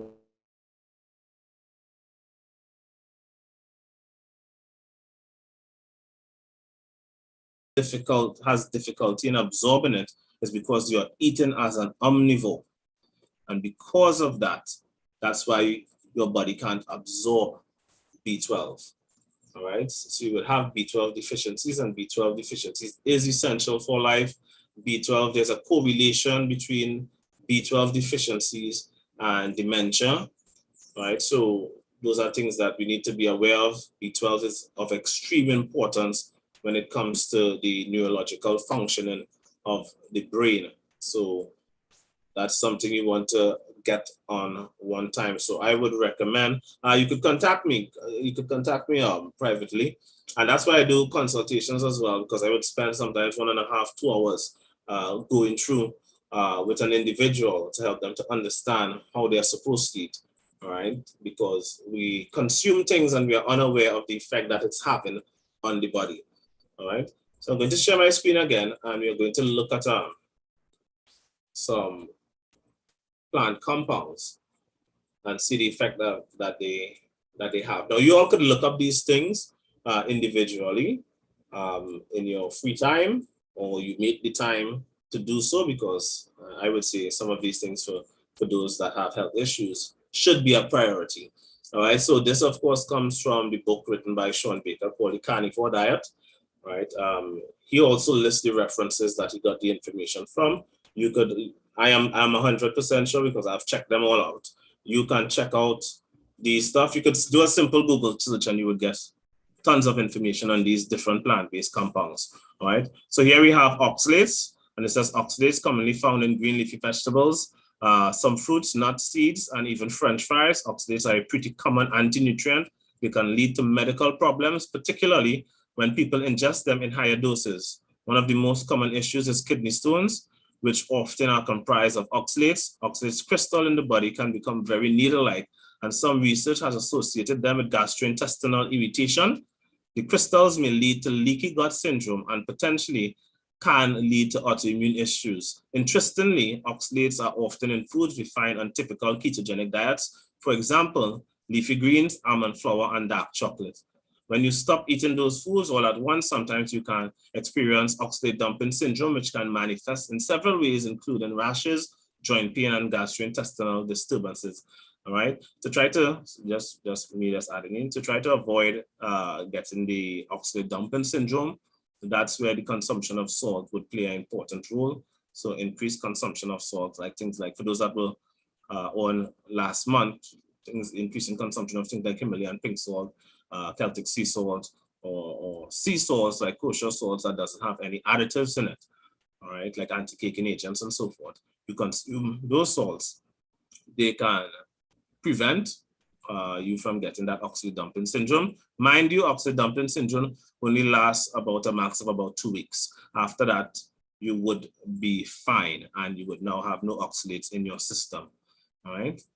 So we have now lectins. Lectins recently made popular by Dr. Steve Gundry's book, The Plant Paradox, a fairly ubiquitous plant compound, but they are particularly concentrated in things like grains, nuts, corn, quinoa, fruits, nightshade, vegetable oils, legumes, beans, and squash. The trouble with lectin is that they can lead to leaky gut situations and likely contribute to all the potential downstream effects of leaky gut. All right, so that's from lectins, and as you see, they are in quite a lot of foods, right? Grains, nuts, corn, quinoa, fruits, nightshades, vegetable oils. You see, vegetable oils is something you would see coming up a lot because the toxins that plant have, they would mostly pack a lot of those toxins into their seed to protect the seed more. All right, so you'll find the seed oils having quite a large volume of these toxins. You have glycocanoids. Glycocanoids are in nightshade plants like potatoes, tomatoes, eggplants, and peppers. Limited evidence suggests that these compounds have a connection to leaky gut syndrome and autoimmune problems like psoriasis. The foods that contain glycocanoids, particularly the nightshade vegetables, have been reported to worsen symptoms of irritable bowel syndrome. All right, so these are compounds. Now, some you all might be saying, but a lot of these things talking about leaky gut syndrome and autoimmune problems, and the topic is supposed to be mental health. Keep in mind, right, if you have a gut problem, serotonin, which deals with your mood, 95% of it is produced by your gut. You have a nerve from the brain called the vagus nerves running straight to your gut, all right? So your food, what you consume in your gut does affect the brain. So keep in mind that almost everything, not almost everything, everything in the body is connected. Everything in the body is connected. So we don't want to separate and think that, okay, we should just be dealing with the mind. To deal with the mind, you have to deal with the stomach. You have to deal with the gut, your digestive system, because it plays a very key and important role with how your mind functions. Your mind needs nutrients. How does the body get its nutrients? Through consumption. And that all the nutrients of the body comes in through the form of through your GI tract, all right? So goitrogen, next one here. Goitrogens are substances that can interfere with the function of the thyroid. Thyroid dysfunction is particularly common among women, and some researchers believe that high amounts of goitrogen containing food may play a role. Foods like soy and cruciferous vegetables, cruciferous meaning things like broccoli and cauliflower, tend to be high in these substances. What goitrogen does, for those that don't know, goitrogen actually blocks your thyroid gland from absorbing iodine. Of course, like phytic acid, it doesn't just block from iodine only, it also blocks iron and other stuff like that. So imagine you are consuming a food source that doesn't just have goitrogen in it, but goitrogen and phytic acid and even oxalates, right? Imagine how much harm that is causing to the body, and you are completely oblivious to that, all right? Now this one here, cyanogenetic glycosides. It's an Seth, interesting one. Mhm. Seth, I Yeah. do apologize. I am just reading a comment off of YouTube. Someone, Sharon, wants to know. Oh, I'm sorry, I lost the question. Sorry. Sharon King wants to know. Okay, so she's saying, oh, interesting. Sometimes we really neglect the fact that there are many pesticides in our vegetable-based diet. I've actually eliminated dairy using oats and almond milk and non-dairy cheese, etc. The nutritional safety aspect is always on my mind. I suppose melted ghee is a strong consideration for oil, but in our local cuisine. My question is, what about fermented foods? Now, she's asking about, there's this drink, I don't know how you pronounce it. I think it's Kefir or kombucha? Kombucha, right? Kombucha. She's asking specifically about kombucha. Can she continue using that? Interestingly enough, that's actually my topic for Tuesday on Breaking Down. Really? Fermented foods, yeah, right? Fermented foods. Well, Sharon, thank you. We're getting an exclusive here. So when it comes to fermented foods, we have to keep in mind that fermented foods from dairy products, the issue with fermented food from dairy products is due to the pasteurization of the milk. If it is unpasteurized milk, it is safer and better for the body to consume. The things with kombucha and things like kefir, right, which is, it uses grains to facilitate the fermentation process, is that they add in yeast, right? Because they use the kefir grain and they put that in the milk and then it ferments, all right? And then you can have non-kefir, non-dairy kefir where they ferment with water. Kombucha also would include stuff like fruits, and almost all of them, they add sugar to it as well, all right? Yeast causes an issue, all right? Many people have yeast intolerance or yeast allergies, so that there can and does cause an issue. I should just let me close this. Can and does cause an issue with the digestive system. So many people would get symptoms when they use those products like bloating, right? Now, if you're getting bloating, it already means that something is going off there, and that can later cause things like gastrointestinal problem, digestive issues, all right? So then digestive issues can manifest itself in many different forms, because it can prevent the body from absorbing certain nutrients, because once you have digestive issues, like things like bloating, digestion is being hindered. So the fermented drinks, right, is something I would warn people against. Of course, based on statistics from the United States, only 12%, listen carefully, only 12% of the US population has a properly functioning metabolism, right? Only 12%, which means 88% of the US population, their metabolic system is not functioning correctly, which means their body's ability to break down and absorb nutrients and functioning as it should. And therefore, people in that 88% category should be mindful of the fermented foods. And you also have to factor in that they do contain ethanol, which is alcohol, which is also harmful to the body at any dose. All right, so I, for one, don't use fermented foods, but if you do think you may need to use fermented foods, Dahi, right, go for something that if you could find unpasteurized milk, yeah, right, and use that to create unflavored what you call it, what's the word, yogurt, right, or some form of fermented milk that it doesn't have added sugar or flavoring to it. So not the one they could go in the grocery and buy, right, that have only this flavor and that flavor. Those would be a bit toxic. So we're ideally saying that dahi is somewhat safe once there's no additives, no sugar to that mixture, right? Yeah, but I don't know the full process of dahi, how they create it, but what I looked up, I didn't see any harmful stuff in it. And of course, the type of milk used is very important. All right, the pasteurized milk that you get in the grocery, that's a no-no.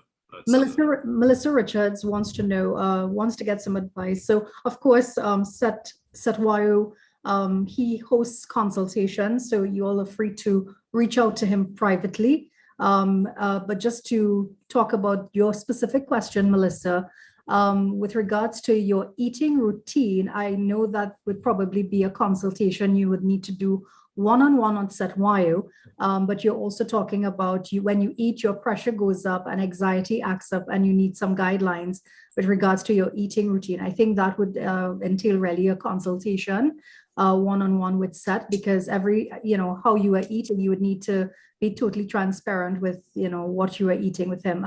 You said that you would like some guidelines because your mother suffers from diabetes and blood pressure. You usually drink hot garlic tea, and you realize that it helps to calm the anxiety in your brain. Okay.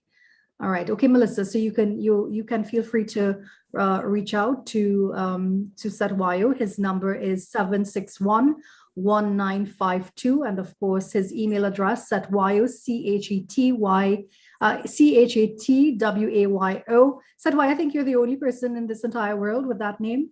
Is that what you said? Alive today, yes. Setwayo@gmail.com. Okay, Melissa. All right, guys. Thank you so much. All right. So in reference to what was mentioned there, the part that I would take notice of is the hot garlic tea, right? So the garlic there, it might give you temporary relief, but it's not going to fix your issue. It can actually contribute to the issue. And this is why you would constantly need the garlic tea, because it's contributing to the issue as well. But as we continue reading of some of the plant-based toxins, you would see that garlic is one of them that has a lot of these toxins in it. All right, so we're going to continue because we are looking at cyanogenetic glycosides. And this is an interesting one here, especially with regards to the person that asked about flaxseed oil. So cyanogenetic glycosides are in common foods like almonds, flax seeds, linseed, lima beans, cassava, and certain stone fruits such as cherries, peaches, and plums. Cyanide poisoning can and do occur, commonly with consumption of cassava root.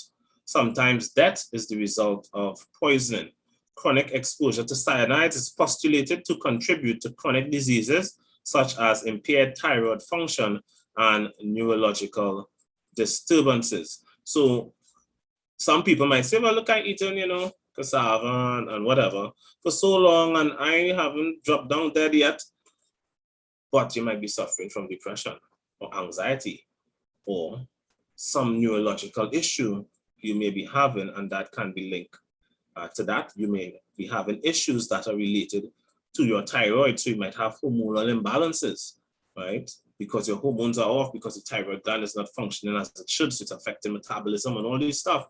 So you might even have something as simple as irregular periods, and you may not even be aware that, I'm eating cassava or consuming almonds or these different seeds.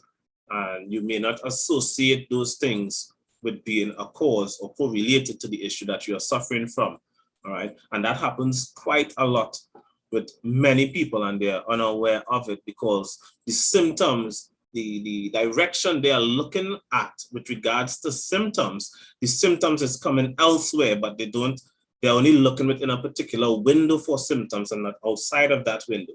And then in society today, not because many people are suffering with something means that it is okay to be suffering with it. And we sometimes think, okay, well, many people I went to school with, in regards to females, a female might be saying many of my female friends have irregular periods. So then you don't look at that as an issue because your peers are suffering from the same thing, but it still is an issue. It's still a health issue that you are being affected by, and not because other people are suffering with it too means that it is okay for you to suffer with it as well. These are conditions that are caused by things associated with our lifestyle, with our diets, and we are none the wiser, right? Because many other people are suffering from it. Keep in mind, you want to reach a state in your life, in your health, where you do not have any illnesses to manage. That's the state you want to be in, all right? So now we have phytic acid, which we looked at earlier. Phytic acid is in grains, seeds, nuts, and legumes, and can lead to mineral deficiencies, particularly deficiencies of zinc, calcium, magnesium, and iron. Deficiencies of these minerals can lead to a whole host of potential problems, including heart disease, depression, infertility, impotence, hair loss, and compromised immune function. So look at all the negatives you can get from phytic acid, right? And it also reduces protein digestion, because it also comes in, some plants comes in with things like protease inhibitors as well. But we'll look at that just now. On the beneficial side, phytic acid has been shown to lower blood glucose and potentially lessen the formation of kidney stones, right? I don't think that's an equal trade-off, because nobody, I think, wants to suffer from heart diseases, depression, infertility, impotence, hair loss, and compromised immune system to get down the blood sugar level and to lessen kidney stones, when there are other ways in which you can do this stuff without getting all of these negative side effects. And having said that, to me, that's how sometimes the medical will appear to work. When I observe them, they would give you something to prevent or reduce the symptoms of one thing, but that thing they're giving you is causing a host of other problems. And then some people might see it as that's probably a good trade-off, but then you're going to have to take medication now to combat those host of other problems, that this one medication to try to deal with one small issue that could have been dealt with some simple nutritional changes. Now you have to take two medications, but then the second medication also comes with side effects that you have to. So I know clients from my Apple class and so forth, and over the years, people that have communicated with me would tell me that they're on 12 different medications, right? 12, right? And I did a consultation with a guy the other day and who was on about 12 to 13 different medications. And many of the medications were for stuff that the medications were causing, right? So he had one issue, but then the medication for that issue caused another issue that he had to take medication for. And it went on so till he's on about 12 different drugs, right? And at least 6 of the drugs that he was on was for a problem that he had, which was a regular cough. And 6 of the drugs were actually causing that. That's one of the side effects of that. So this is why I tell people it's always better to focus on making nutritional and lifestyle changes instead of trying to medicate. Because you're medicating, and medication is just dealing with the symptoms and not the cause, and you want to deal with the cause of the issue, right? So the next point here now is protease inhibitors. Protease inhibitors are in most legumes, particularly soy, cereals, fruits such as kiwi, pineapple, papaya, bananas, figs, and apples, and vegetables such as cabbage, potatoes, tomatoes, and cucumbers. The protease inhibitors interfere with the activity of enzymes involved with protein digestion, such as trypsin, and in animal studies, they have been shown to lead to poor growth in subject. Conversely, there is some evidence to show these compounds may have a positive role in limiting cancer.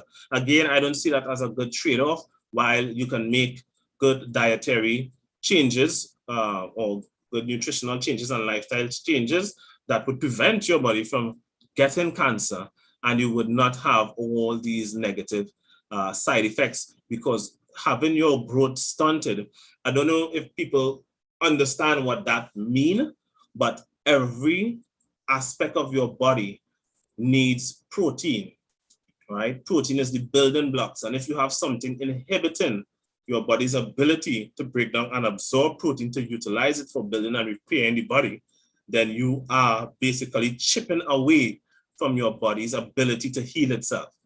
So organs and stuff would eventually start failing later on if that goes on for a prolonged period of time, right? You have things like flavonoids, which are responsible for some of the pigment found in plants, are commonly found in citrus fruits, cocoa, blueberries, parsley, onions, and bananas. They are potentially beneficial at low levels, but in higher doses, they have been noted to cause genetic mutation, oxidation that leads to free radical production, and inhibition of hormones. Now, they just mentioned 3 things here, but if you all know, the gravity of those 3 things are immense. Genetic mutations, that's not something to play with. Oxidation that leads to free radical production, that's not something to, and of course, Hormones, not something to play with. And flavonoids is what give plants the pigment. So, you know, when many of us want to say, want to eat some food with some color, so you want some food, some red peppers and all these, you know, different stuff, and sprinkle some parsley and stuff on it to give it some color, some life. We are actually taking away life from our body. Then we have saponins. Saponins are in legumes, beans, garlic. See, so garlic comes in here. Alfalfa sprouts, peas, yucca, and asparagus. They have been shown to cause digestive disturbances, thyroid problems, and damage to red blood cells. Fun stuff indeed. Now, when you're causing damage to red blood cells, you're causing damage to your whole body. All right, red blood cells is needed to transport oxygen throughout your body. So once the red blood cells are damaged, you're reducing your body's ability to provide oxygen to the organs and muscles and brain, and that's even going to cause them to deteriorate. So these are not small things to play with. All right, the effects can be devastating. Salicylates are in many fruits and vegetables and some spices. They're often responsible for sensitivity reactions that can trigger asthma, gut inflammation, and diarrhea. All right, so I'll just stop there for now with regards to some of these things. I think it had some question. I know I saw some messages come in. All right, so I guess it's question time. So might have a few minutes for some questions. I know people would have some questions. Okay, I think I see one coming. All right, so somebody asking what's the best way to wash food to get rid of pesticides? And I am trying to understand. Okay, so I'll ask this question. When you hear pesticides, where do you think the pesticides are coming from? If you can address that before I address your question. Where do you think the pesticides are coming from? Pesticides in the plants. And I'm asking that because you're asking for ways to wash the plant, which to me, I could only assume that you're of the belief these pesticides are being sprayed on the food. And that's the issue. It is not 99.99% of pesticides in plants are not sprayed on the plants. The plants naturally produces. All the stuff I read out just now are natural pesticides created by the plant, not sprayed on the plant. This is what the plant naturally produces as a defense mechanism to prevent animals from consuming it. Or if animals do consume it, it would shut down your digestive system or poison the animal by preventing nutrient absorption, right? Or causing hallucinogenic effects or whatever effect that would disrupt their neurological function and cause the organism to die so that that organism can no longer consume that plant, right? Humans, because we are larger in mass, right? When we consume plants, we may not get the same effect that a small insect would get when they consume it. A small insect might consume it and die instantly. We might consume it and consume it repeatedly and think that it's not causing harm, but over a period of time, that is going to have eventual effect on the body, and that is what births so many diseases today. So it's not about washing. You cannot wash out the pesticides from the food. So I think that there is a misunderstanding of what I was saying. Only 0.01% of pesticides that are found in or on plants come from mankind spraying it. 99.99% of the pesticides found in plants are created by that plant themselves. We need to understand this, right? We need to understand this. There is no amount of washing you can do to a plant to get rid of the pesticides, right? The plant produces this. It produces this. This is like the same way in which the human body produces sweat, same way in which the human body, the stomach produces hydrochloric acid and septinogen, the same way in which the human body produces mucus, it is the same way in which the plant produces pesticides. Pesticides to plants aren't foreign. It is made by the plants. In fact, many pesticides that are sprayed on crops are extracted from other plants, right? So we need to understand that. We need to understand that. There is a question, Setwai, about the topic today, which is how nutrition impacts your mental health. Someone would like to know, the person prefers not to be identified. They would like to know, in moving forward, because they struggle severely with depression and anxiety, and it has been a battle for them for the past 2-3 years. What can they do now, as of now, to get some relief in terms of what can they start? They're basically saying, I'm ready to run to the supermarket. What do I need to buy to start eating better for my health, mental health? Mm-hmm. All right, so what I would tell them is they should start getting in more meat in their diet, particularly red meat, and getting more eggs, right? And you can get in more fish as well. All right. Somebody just messaged and said they heard dark chocolate is good for improving mental health. Again, guys, I think you all are missing the point. We're not. Okay. Well, here's my thing. What I tell people: get the data. Yes. Get the data. This is why I pull up these articles from the credible sources based on studies, because you would hear many people saying many things. Yes. Right? Get the data. Ask them to provide you with the data. So what I don't like to hear somebody say, but I hear them say this here, who say what? Yes. Right? Where is their information coming from? Where did they have any data or research to show or to prove that? Because many people keep saying, well, I hear this and I add that. And the same thing I say, where you hear that from? They don't know. Mm-hmm. Right? They don't know. Right? So this is what I'm saying. Ask for the data. Yes. Can you provide me with the data? I can provide you with all the data. In fact, a lot of the things that I'm showing here, all these different compounds, that's why I say you all could even do simple searches, and you would see that what I'm saying is backed, right? So when it comes to making changes to that, I always want people, do a consultation first. Yes. Let's have that one-on-one. Let's get into it. Let's get a deeper understanding, all right? But many things people have deficiencies in that affect things like anxiety and so forth. Like, for example, taurine. A taurine deficiency does cause anxiety. Or in fact, once you're getting in enough taurine, anxiety resolves, anxiety issues resolve. Again, taurine only comes from meat, right. Meat consumption. Right. There is a question that I would like to ask, and it has to do with there are certain medications that lupus patients are on that are used to control their symptoms. Like, for instance, immune suppressive drugs, like you have the steroids, the prednisolone, you have the methotrexate, you have different types of chemo pills and what have you.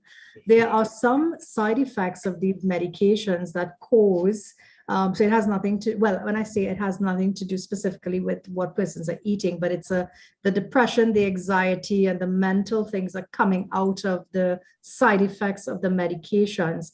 Many patients are very dependent on this. They are unable to just simply come off these medications. What would be your advice for such persons? Well, first of all, they need to take a focus on their diet.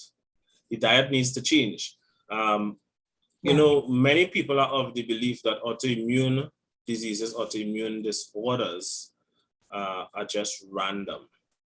They all stem from deficiencies or the overconsumption of certain foods, right? So when you overconsume certain things, and when I say it may not just be from you, but a pregnant mother that is deficient with nutrients in her diet, or consuming things that have high amounts of things like, for example, polyunsaturated fats, seed oils, that is going to put your immune system in a hyper state, right? And cause your immune system to randomly attack things that are not problematic or not foreign to your body. The first webinar we did, we looked at that when we looked at with seed oils again.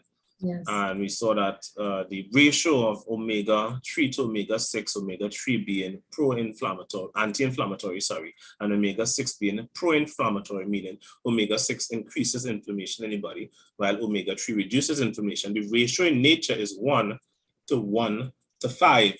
So 1 omega-3 to between 1 to 4, sorry, omega-6. Right? So 1 omega-3 to between 1 to 4 omega-6. Now, when it comes to things like seed oils, vegetable oils, the ratio of the anti-inflammatory omega-3 to the pro-inflammatory omega-6, the ratio is 1 to 15 to 17 omega-6. So the omega-6 is the volume, the concentration of it is exceedingly high, way higher than one could possibly get in from nature, way, way higher. And the problem with that is, apart from it being way, way higher, the volume of seed oils that we consume on the average day is also way higher than we could possibly consume from natural sources. So then we make our immune system overreact to things it should not be overreacting to and cause autoimmune disorders. And then we go and we take medication that has a whole battery of negative side effects. Yes. So I would say that person need to do a consultation so that we can look at that individual's diet and make the necessary changes and guide that person's diet so that they can remove the elements that are causing the hyperactivity of the immune system, and therefore they can get their lupus issue or the immune disorder to go into remission. And that's the intent. You can do that change in your diet. I am not one that promotes the use of medication. I always tell people your diet is your medication. And sometimes we separate medication from your diet. So as you mentioned, you said, the person is using medication, but it's not their diet that's causing the issue, right? It's the medication. If you are eating the medication, then it's part of your diet, right? Anything that you consume, and that would be part of your diet, even if it's a pill. Oh, that's right. So it would still be their diet is still affecting them. Yes. Earlier today, I just wanted to draw this to your attention. Earlier today, former Health Minister Dr. Fouad Khan did a Facebook video warning persons against the use of Omega XL supplements. I'm not sure if you were able to catch that. He was no, I didn't. He was warning about the high risk associated with overbleeding and drops in their platelets and stuff like that, because omega-3 serves us, because it's not natural. It's like a blood thinner, and there are several persons reporting, bleeding problems arising out of using the, don't want to call any names, but specific supplements that are touting to be potential cures for arthritis and what have you and stuff like that. So he had done something earlier today, just warning persons to be on the lookout. For those of you who have other questions, Satwayo has been very gracious to spend the last 2 hours with us. For those of you who would like to reach him directly, you can do so via his WhatsApp. That number, you may be able to see it on the background there. It is 761-1952. And of course, his email address, it's chetwayo@gmail.com. And he's very accommodating, very sweet, wonderful young man, very passionate about transforming people's life through knowledge, education, the right information.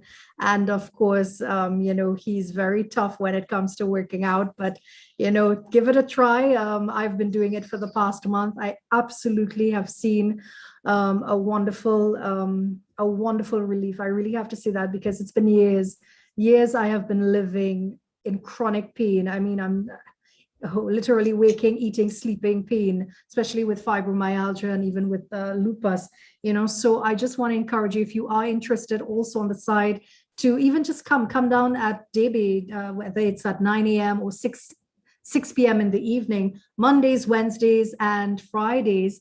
For a class, it's only $60. If you would like to do a monthly subscription, it is $500. Or if you want to pay as you go, as we would say, it's $60 in San Fernando, in Debe, for the Southerners. And of course, if you would like to, if you are in the East or Port of Spain environs, Chaguaramas, the Five Islands Water Park down in Chaguaramas, that's a fantastic. I haven't even been there, but just passing, it looks like a really, really nice place. You are doing classes on Saturdays and Sundays, right? Just Saturdays for now. Oh, just Saturdays. Is it at 9 a.m. or 10? Yes, 10? 9 a.m. 9 a.m. to 10? Yes. Right, and the cost is $70 if you would like to try it, if you are in the Port of Spain and environs area. All right, guys, so we want to say thank you. If you do not have any questions, I'm not rushing anybody off. If you have questions, feel free, but if not, I would really like to allow him to go and relax, and, because tomorrow is pressure for us, so pressure for us. Okay, I'm joking. I'm joking. I just wanted to ask one of Selena, I'm gonna put you somebody. I think this is someone from class. Someone said pressure is right. I wonder who that is, boy. Oh gosh, boy, I could high five them now. Said don't throw me out of class. All right. Nicole, you're asking for his number. His number is 761-1952. 761-1952. I would like to ask Celine. Celine, I know you're such a shy person and you don't like to talk. You don't have to put on your camera, but I just wanted to ask you, I know you have started classes down at Debe, coming as best as you can, the days that you're available and stuff like that. Would you just share just quickly, how has it been for you over the last, I think you've probably done like about 5 or 6 sessions, just to encourage. I really want to see a lot of my lupus patients down at Debe, benefiting from these classes. So Celine, all yours.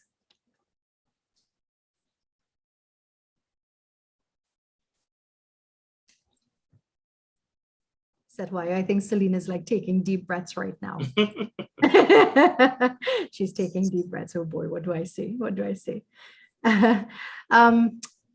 Okay, someone is asking, as we try to get Celine to just talk about her experience in beginning the aquatic exercises. Okay, no need to be embarrassed, but if you can't swim, can you still do this class? Yes, aquatic exercise, swimming is not a requirement. Right. In fact, many people use aquarobics to get over their fear of water, right, around the world. But we use a shallow water pool from 2.5 to 4.5 feet. So you don't have to worry about if you're unable to swim. In fact, even if I see someone swimming I stop people from swimming in the class because we want to get in a workout, and swimming is not part of the class, and swimming is therefore not a requirement. Right, Nicole. So you can join us.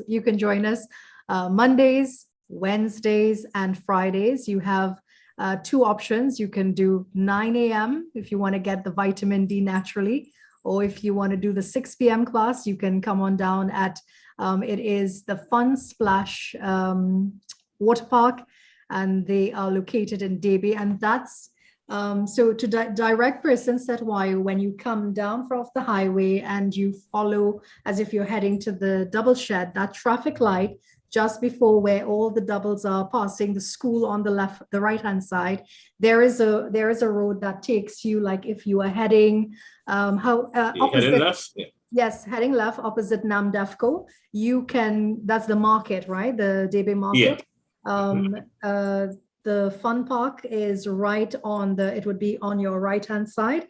And of course, I know from my experience when I first went, wasn't sure where the entrance is. So when you enter the compound, you're not parking in front, you have to drive around to the back, and then you're going to see if you're too early like me, so it's opposite Debe High School. If you're like me and you're so clueless, I did not observe that there's a gate on the side, so I literally was parked and waiting to see. But you can drive in, and if you are too early, if you're an early bird, you just have to sit, and when you see Setwa, you come, you can just drive in, okay? Persons are saying, Setwa, I'm getting tons of messages. This was very interesting, informative session. I thoroughly enjoyed it. Thank you so much for sharing. Someone is saying they love your beard. Okay. Well, thank you. Actually, it's much longer, but I actually have it in a plait. So that have it a bit short because it's quite down here, covering my neck. Actually. Oh, okay. All right. Another person is saying, Setwayo, we want to say thank you. I mean, this has been a tremendous blessing to the lupus community. Rihanna, you're doing a great job. Thank you so much. Okay, I appreciate the thumbs up. Vindra, extremely informative. Thank you. Shashia, it's so nice to see you. Shashia did one class and I don't know what happened. Busy schedule because she does pump iron. Hi, how you going? Hi guys. Hi, I'm fine. I will be coming on Wednesdays. Yes, it will be a lot for me, but I really enjoyed the first class. I felt it. We felt it. So I really enjoyed. So I would take one class for now because again I will have to my schedule with my other LAN workout. I would have to, put that too as well. I enjoy that as well. I like land and water, so it doesn't make a problem for me. So you'll see me on Wednesday. What time on Wednesday though? Next same 6 p.m. or 9 a.m. So you have the option. Oh, you have two options. You have two options, yes. Oh, okay. Whichever works for you. Okay, all right. So that's it though. Yeah. Yes, good. Shashia, do you have any questions with nutrition? Because I know, and the reason why I asked and I brought you when I saw you on camera was you have been struggling with your blood work with the blood count being on the very low side. Mm-hmm. So you heard what Setwayo has advised in terms of upping the meat intake, the red meats and stuff like that. Mm-hmm. You can also reach out to him privately on a one-on-one and maybe get something a little more in depth in terms of needs and stuff like that again, right? So, all right, Set, you have any final question, comments before we say our goodbyes? Final comment. If you don't want to remove plant-based food from your diet, because I know many people still aren't going to, you need to increase your consumption of animal-based foods. Get in more red meat in your diet. In regards to low blood count, a lack of iron. Now, imagine this. In infants, the new dietary guidelines for infants from the dietitian or is Diet for Americans, the new guidelines that came out for 2020 to 2025 shows that for infants should be feeding exclusively on milk, breast milk for the first 6 months of their life. And after 6 months, they should be consuming red milk and red meat. And what they said was that based on the research that have been done by studying families, it shows that after 6 months, the iron provided by breast milk is not enough to support a child growing larger than 6 months, and therefore they need to get in iron from natural sources, from solid foods, and red meat is the most, has the most bioavailable iron in it. And they have examined where children were fed chicken and sausages, and they all still ended up deficient. So again, it comes back to red meat, the thing that we have demonized so much. It is essential for us. And if a child can have iron deficiencies, which would lead to low red blood cell production, therefore reducing oxygen, the ability for the body to transport oxygen throughout, imagine for an adult that is not consuming red meat. Right, they would now have iron deficiencies, and not just iron, but iron and zinc deficiencies.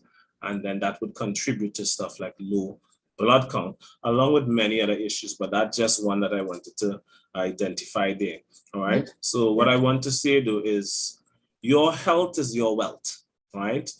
You want to get out of the mindset of supplementing and medicating, because that is not how you're designed to get in your nutrients. Your body is designed to get in your nutrients from actual food, all right? So we want to take that mindset out of it and come out of that idea of we need to supplement or medicate. We want to be supplement and medication free in order to be healthy. Right. And I remember last week on Breaking Dawn, you actually talked about there was a woman in the US who was actually charged for, is it manslaughter? Murder. Murder. She was charged. Yeah. She was charged for that offense because she basically fed her, is it a toddler? Yeah, 18-month-old child for his whole life on a vegan diet, and he died from malnutrition. Right, and 2 others of her kids, the 3-year-old and 5-year-old, are also severely malnourished as well because the parents keep feeding them a vegan diet. And I expect to see more cases like this because plants cannot give you all the nutrients that you need to maintain and sustain a healthy life. Yes. Right? They just cannot. And for the vegans and the vegetarians on, just wanted to share with you that there is some astounding information coming out with these patties that and I have to say we, because I used to run that down when I was practicing a no meat diet. The Beyond Meat burger, listen, you guys need to research this. There's so many lawsuits. There's so many things going on with that Beyond Burger. You need to Google, research it your own selves. And if you are consuming those things, I would urge you, based on what you would read, stop. Seth, you agree? Fully. Yes. Yes. Okay, guys. So thank you so much. It has been wonderful. Today we have been discussing, of course, nutrition and its impact, its direct impact on your mental health. So again, thank you so very much to Setwayo Laborde. He is the holistic health and fitness expert. I think he's a guru in his own right. And I would like to say thank you to all our online viewers. We had a really high number today. And for those of you looking on I believe you are not on Facebook. That's why we're still having problems because of you to go live on Facebook. So we're streaming live on our YouTube channel. But for those of you who joined us, heartfelt thank you.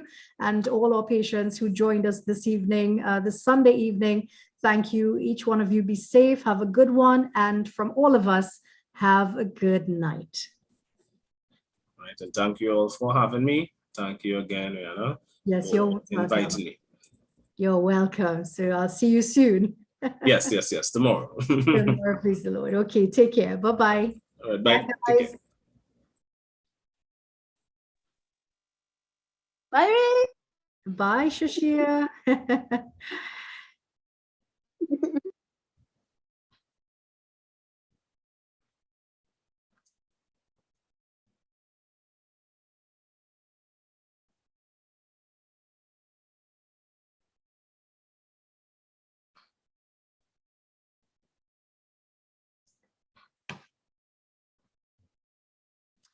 Just wanted to say, if anyone, over the course of the week would, want to have any questions answered, feel free. If you're feeling shy and you don't want to reach out to Setwayo directly, I don't know why you would do that, but in case you're feeling shy and you prefer to send me the question, I'll be more than happy to pass on the questions to Setwayo. And once he responds, I'll forward you his response in a timely manner as soon as you are able to, in case anyone would like, after you process and you replay and what have you, if you have any questions, feel free to send me a WhatsApp on the Lupus Helplines number 327-0220.